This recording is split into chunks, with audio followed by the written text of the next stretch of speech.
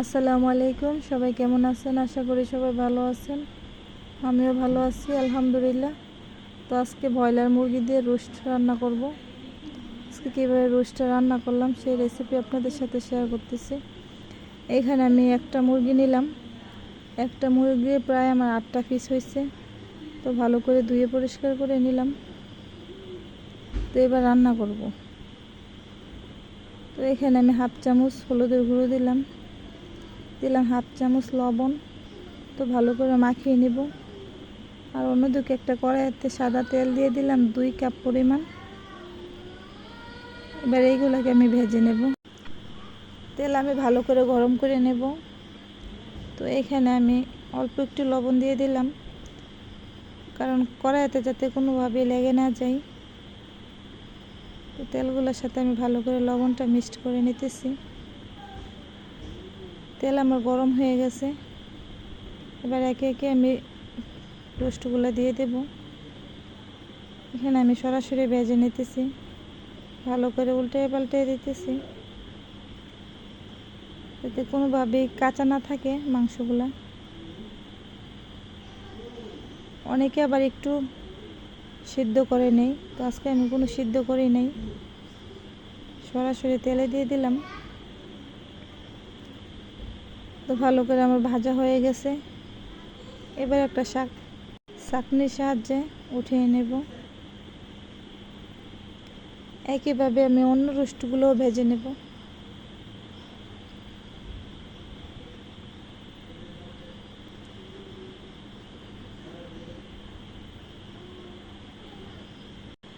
সরাসরি তেলে ভেজে দেওয়ার কারণ হলো উপর থেকে ক্রিস্পি আর ভিতর থেকে জুসি হয়, তার জন্য সরাসরি তেল দিয়ে ভেজে নিতেছি। তো ভাজা আমার হয়ে গেছে। এবারে এগুলোকে উঠিয়ে নিতেছি। এবার একই তেলেতে আমি দিয়ে দিলাম 2 থেকে 3 কাপ পরিমাণ পেঁয়াজ কুচি, দিলাম 4-5টা তেজপাতা, সাথে দিলাম দারচিনি, এলাচ, 10 থেকে 12টা গোলমরিচ। সাদা গোলমরিচ ব্যবহার করছি, আপনারা চাইলে কালো গোলমরিচও ব্যবহার করতে পারেন। তো 5-6টা দিয়ে দিলাম। 4 থেকে 5টা লং দিয়ে দিলাম। তো পেঁয়াজগুলো আমার ভাজা হয়ে গেছে। একে একে এবার আমি মশলাগুলো দিয়ে দেব। দিলাম আদা রসুনের পেস্ট 2 চামচ, 1.5 চামচ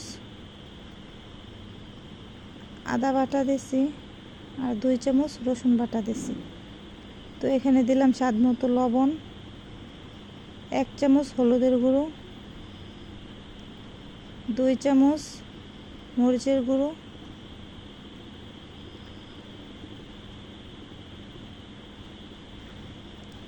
1 চামচ জিরা গুঁড়ো, দিলাম 1 চামচ ধনিয়া গুঁড়ো। এবার ভালো করে মিক্সড করে নেব। অল্প একটু পানি দিয়ে কষিয়ে নেব মশলাগুলো ভালো করে।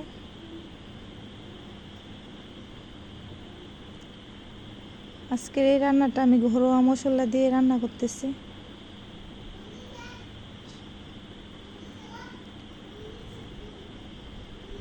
অল্প একটু পানি দিয়ে কষিয়ে নিতেছি। সাথে দিয়ে দিলাম 10 থেকে 12টা কাঁচামরিচ। কাঁচামরিচ কোনো কাটে দেয় নেই, সবগুলো আমি আস্তেই দিলাম, কারণ ঘ্রাণের জন্য দিচ্ছি। ঝালের জন্য আমি 2 চামচ মরিচের গুঁড়া দিচ্ছি। এবার সাথে অ্যাড করলাম 2 কাপ পরিমাণ দুধ। রোস্টে আপনার দুধ দিতেই হবে। আপনারা চাইলে টক দইও দিতে পারেন, আজকে আমি দুধই ব্যবহার করলাম। অল্প একটু টেস্টি সল্ট দিছি। টেস্টি সল্ট বেশি দেবেন না, অল্প একটুই দেবেন। তো কষানো আমার হয়ে গেছে। এবার রোস্টগুলো দিয়ে দিলাম। আর অল্প একটু পানি দিবেন, পানি দিয়ে ভালো করে সিদ্ধ করে নেবেন। এখানে আমি একটু দুধ বেশি করে ব্যবহার করছি, তার জন্য আমার বেশি পানি দেইনি। এখানে আমি ভালো করে এবার কষিয়ে নেব। এবার একটা ঢাকনা দিয়ে ঢেকে দেব। আপনারা বাসায় একবার হলো এভাবে ট্রাই করবেন রান্নাটা, আশা করি সবার কাছে ভালো লাগবে। তো সর্বশেষে আমি 1 ফালি লেবুর রস দিয়ে দিলাম।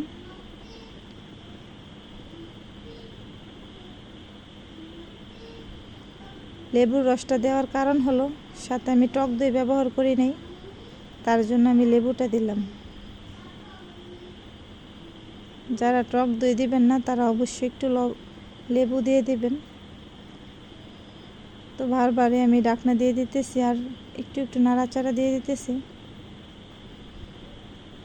নয়তো নিচে লেগে যাবে।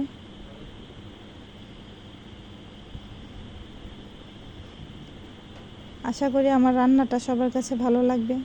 তো ভালো লাগলে অবশ্যই একটা লাইক কমেন্ট শেয়ার করবেন। আর যারা আমার রান্নার নতুন দেখতেছেন অবশ্যই সাবস্ক্রাইব করবেন আর পাশে থাকা বেল বাটন ক্লিক করবেন। তো দেখেন আমার রান্নাটা কত সুন্দর হইতেছে। এখনও কিন্তু আমার রান্না শেষ হয় নাই। যতক্ষণ পর্যন্ত আপনার পানিটা থাকবে ততক্ষণ পর্যন্ত রান্না হবে না। তো দেখেন কত জুসি হয়েছে, মাশাআল্লাহ।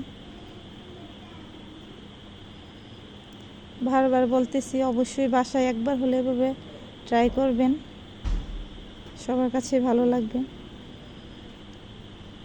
দেখেন আমার রান্না কিন্তু প্রায় শেষ হয়ে গেছে। দেখেন রান্নার তেল আমার উপরে বেশি উঠেছে। অবশ্যই এবার আমার রান্না হয়ে গেছে। রান্নার তেল যখন মাংসের উপরে বেশি উঠবে অবশ্যই আপনার রান্না তখন শেষ। সবাই ভালো থাকবেন, সুস্থ থাকবেন। আল্লাহ হাফেজ। আসসালামু আলাইকুম।